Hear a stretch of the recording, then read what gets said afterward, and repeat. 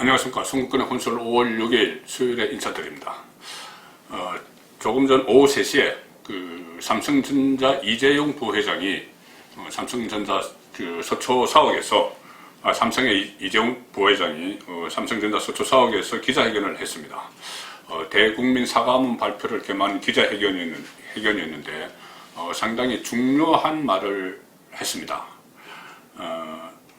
본인이 원래는 이 경영권 승계 문제, 본인의 경영권 승계 문제와 또 노사 문제, 삼성 안의 무노조 경영 문제, 이 문제에 대한 입장을 밝히는 자리였는데 본인의 경영권 승계 과정에서의 이혹, 이것을 설명을 하면서 이런 말을 했습니다. 이 기회에 한 말씀 더 드리겠다, 이렇게 이야기를 전제를 하고 저는 제 아이들에게 회사 경영권을 물려주지 않을 생각이다, 이렇게 이야기했습니다.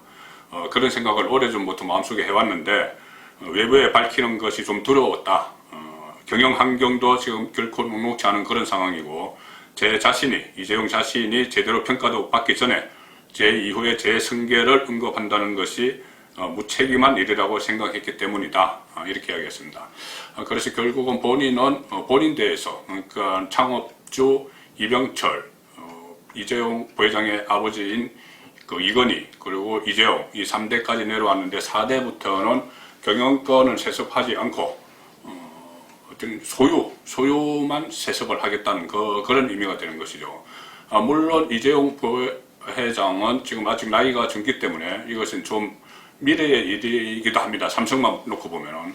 그런데 꼭 그렇지도 않은 것이 이 서론이 상당히 좀 파급을 일으킬 텐데 당장 다른 대기업 총수들, 다른 대기업들, 지금 계속 경영권 승계를 해온 2세, 3세가 경영을 하는 현대나 또는 LG, 또는 GS, 또 대한항공, 한화, 이런 그룹들이 있죠. 그런 그룹들에 이 영향을 좀 미쳐서, 그러니까 삼성 같은 경우는 이재용 부회장이 아직 젊어서 자녀들에게 물려주기에는 상당히 시간이 걸린다고 하더라도 가령 현대 같은 경우에는 정몽구 회장이 80대죠. 82세입니다. 그런 상황에서 지금 외아들이죠. 정의선 수석부회장, 현대자동차 수석부회장이 경영권 승계 준비를 하고 있는데 혹시 그런 부분에도 좀 영향을 미치지 않을까, 그런 사회 분위기가 좀 조성이 되지 않을까, 그런 생각이 드는 것입니다.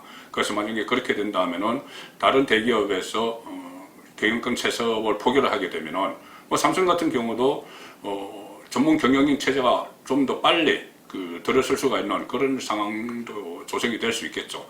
왜 제가 이 삼성의 경영권 포기 자녀에게 세습하지 않겠다, 이것을 송국근의 혼술의 주제로 삼았느냐 하면은 이 일이 시작된 것이 최순실 특검 때입니다. 국정농단, 소위 말하는 국정농단 특검, 최순실 특검 때 그때 삼성 이재용 회장이 이 부회장 쪽이 성마 지원을 하고 여러 가지 지원을 해서 그것에 뇌물죄로 되면서 1심에서 실형받고 2심에서 이 집행유예 받고 그리고 대법원에서 파기환송이 됐죠. 파기환송이 돼서 파기환송심을 하는 과정에서 이것이 나왔기 때문입니다.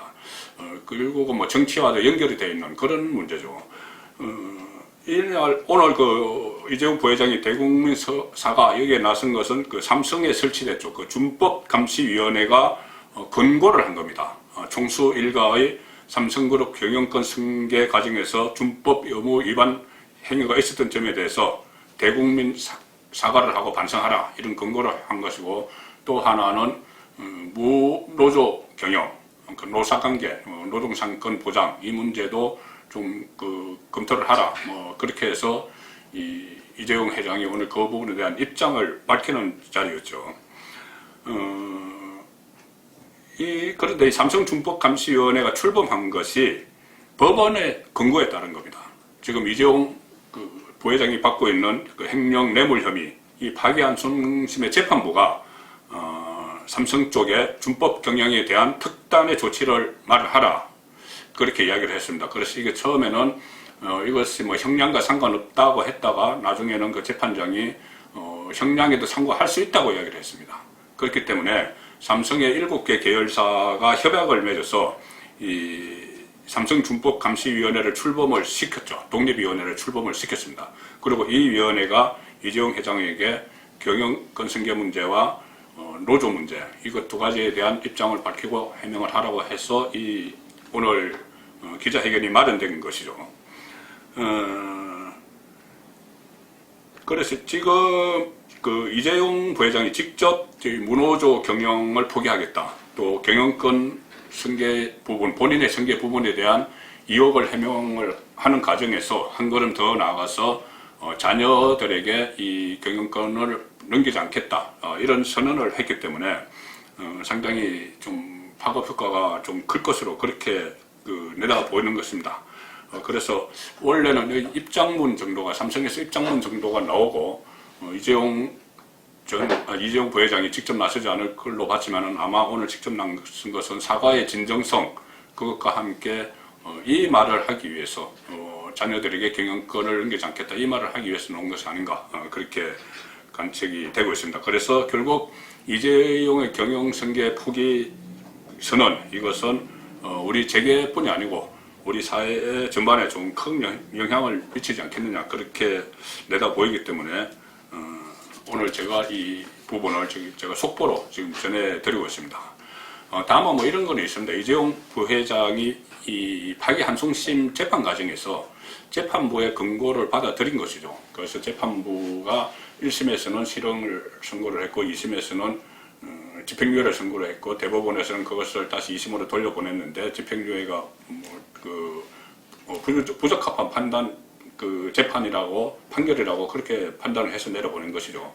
그렇기 때문에 양형에 좀 영향을 미치기 위해서 오늘 그런 기자회견을 해서 선언을 한 것인데, 그런 측면이 있다고 봐야 되겠죠. 그래서 앞으로 문제는 이것이 실천으로 이어지느냐, 그것이 가장 중요하겠죠. 구체적인 로드맵을 오늘 선언에 그치지 않고 구체적인 로드맵을 만들어서 재판부에 제출을 할 수도 있는 것이고, 다시 추가로 국민들에게 알리는 그런 수순을 밟아가겠죠. 그래서 이재용 부회장 오늘 기자회견이 상당히 우리 재계를 비롯한 여러 곳에 파급 효과를 미칠 텐데, 모두에 말씀드린 대로 박근혜 정부를 끌어내린 최순실 게이트의 계기가 된 정경유착의 고리를 이번에 좀 끊을 수 있을 것이냐, 그런 부분에 일단은 많은 초점이 모아집니다.